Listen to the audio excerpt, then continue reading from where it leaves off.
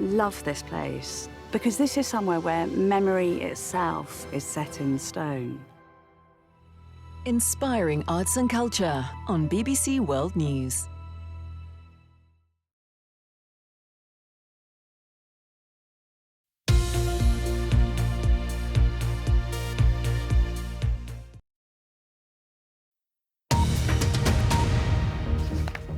This is BBC World News. The headlines. There have been protests in Greece following the head-on train collision which killed at least 42 people. Demonstrators said officials had failed in their duties. A station master has appeared in court, charged in connection with the crash. Russia says there will be no joint declaration from the meeting of G20 foreign ministers. It comes after Moscow accused the West of using blackmail and threats to support Ukraine. State news agencies in Russia say Ukrainian Tadhg Group has crossed the border region and taken several people hostage. Russian officials say at least one person has been killed in the village of Lyubechanya. And a tanker that has sunk in the Philippines has started to leak its cargo of oil, threatening to pollute nearby marine reserves. Efforts underway to remove the liquid from the wreck of the Princess Empress.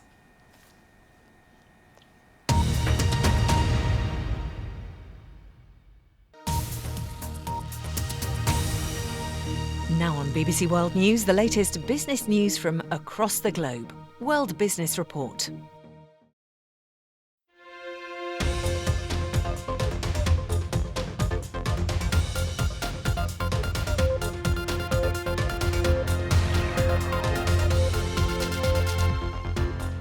India's Supreme Court launches an investigation into allegations of fraud at the Adani Group. And a 1-hour limit for children on TikTok. Will the platform's new usage cap really make a difference? Hello and welcome to World Business Report. I'm Tadhg Enright. India's Supreme Court has set up an independent panel to investigate allegations of fraud against the billionaire Gautam Adani's business empire. A US-based research firm, Hindenburg, accused the Adani Group firms of stock exchange manipulation and financial fraud in a report published in January. It sent the group's shares into a sharp fall. Adani Group has denied the allegations. Well, Arunodhe Mukherjee has been following the story and joins us now from Delhi. Thanks for being with us today, Arunodhe. What's the significance of this new development? Well, this is a story that has been dominating headlines for a while now. And one of the questions that has been asked repeatedly is whether there's going to be any kind of investigation or not. And that's why the developments coming out of the Supreme Court today are very significant. The Supreme Court setting up that 5-member independent panel headed by a former Supreme Court judge. It will also have senior members of the banking sector as well.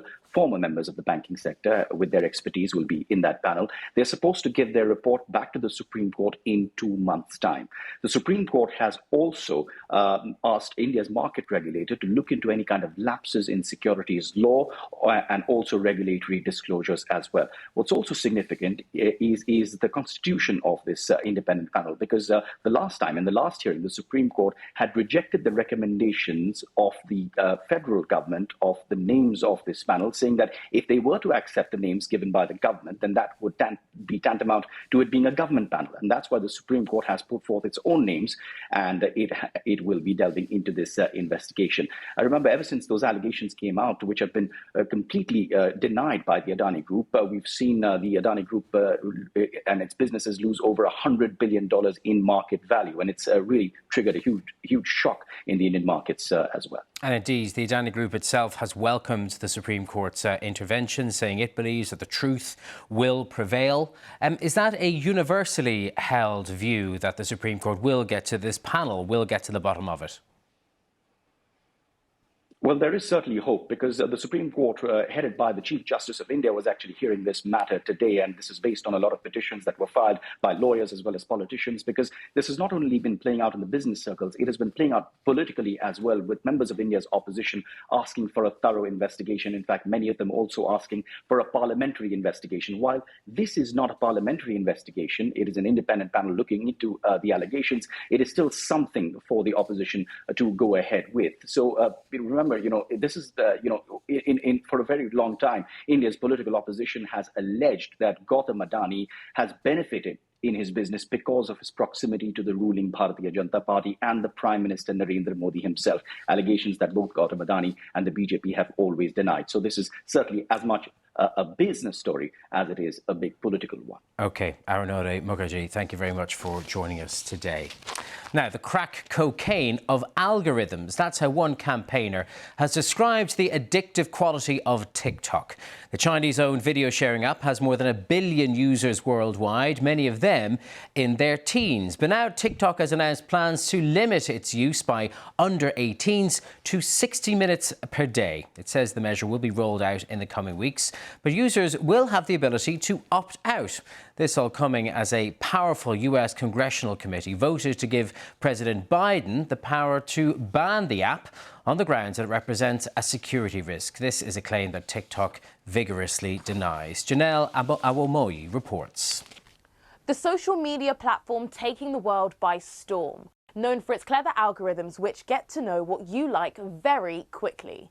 In fact, it's been downloaded more than 3 billion times, and it draws over 150 million people to it every month across Europe. But it's been announced today that TikTok will be setting a 60-minute daily screen time limit in the next few weeks for users under 18. Bangor University did some research and found that it's so popular because the videos are short and snappy, keeping you glued to the screen. TikTok have stressed that there's no right amount of screen time, but they've consulted experts at Boston Children's Hospital to set the new 60-minute limit. If people under 18 are on it for an hour, they'll have to enter a passcode to keep using the app. TikTok say it's introducing the new feature to help people stay in control of how they use it, and that you'd have to opt into the new feature.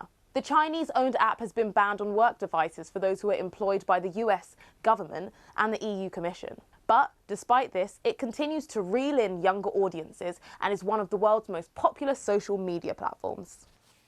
Well, let's get the thoughts now of Drew Benvey, who's Chief Executive and Founder at the social media consultancy Batten Hall. Thanks very much for being with us today, Drew. Why do you think it's in TikTok's interest to do this? Well, thanks, Tadhg. I mean, this is a really interesting case because it's actually been tried before. TikTok wants its app to be seen as good. It's launching these features as wellness improvements rather than safety improvements.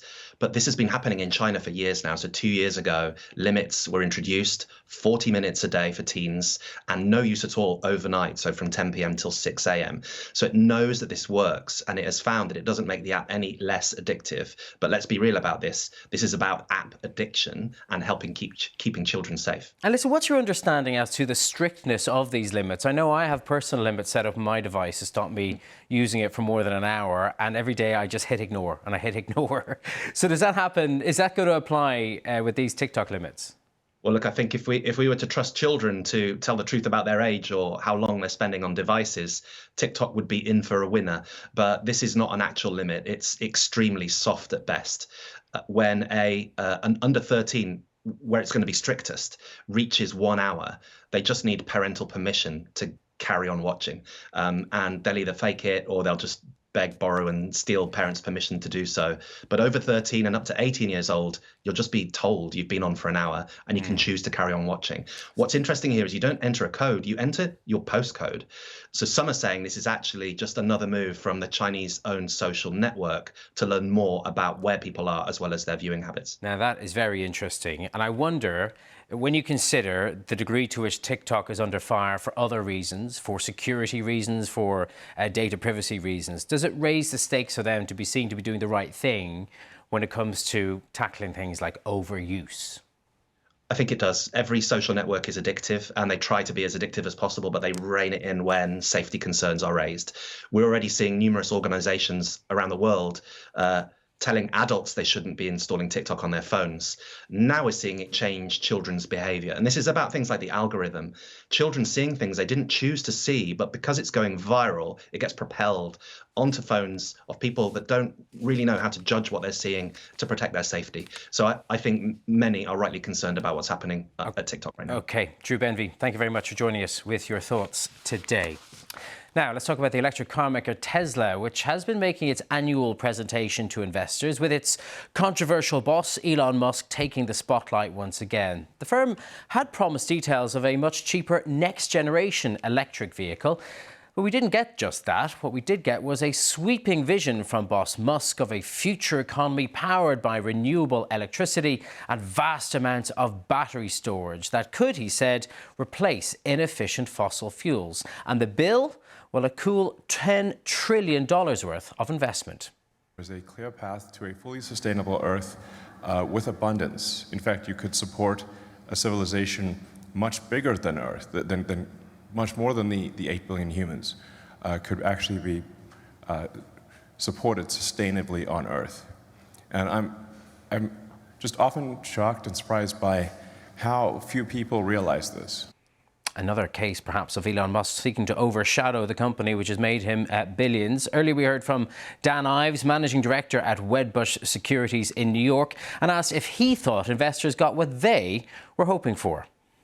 Look, I think investors are hoping for more meat on the bones. They wanted to see a sub $30,000 car introduced because that's really key to hitting the masses. I mean, they laid the groundwork, but ultimately the vision's there. I think investors will be a little disappointed that there was no cheaper automobile announced. Because ultimately, to go to the masses, to have 3-4 million plus vehicles per year, you need a cheaper car. And that's really the holy grail for Tesla.